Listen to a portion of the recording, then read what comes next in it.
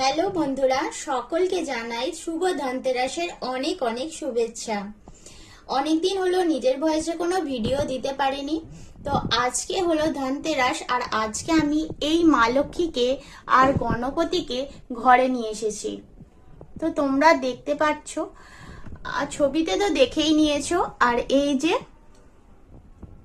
Lighting চলছে, আর এই ছিল আমার মা লক্ষ্মী, যেটা একটু খুঁতের কারণে আমাকে পাল্টাতে হয়েছে।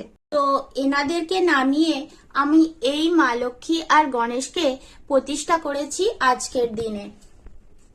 তোমাদের কেমন লাগছে অবশ্যই জানিও। এই সবে মাত্র ঠাকুরমশাই পুজো করে গেলেন, তো লাইটিং এর কারণে কখনো আলো কখনো এ লাগছে।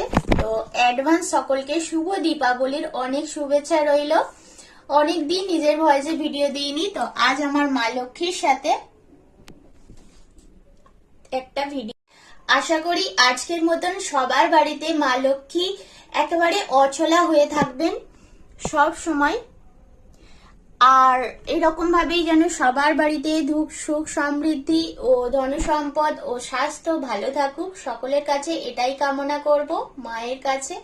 আর সকলে খুব ভালো থেকো। ভিডিওটা ভালো লাগলে অবশ্যই একটা কমেন্টে জানিও। শুভ দীপাবলি, শুভ ধনতেরাস।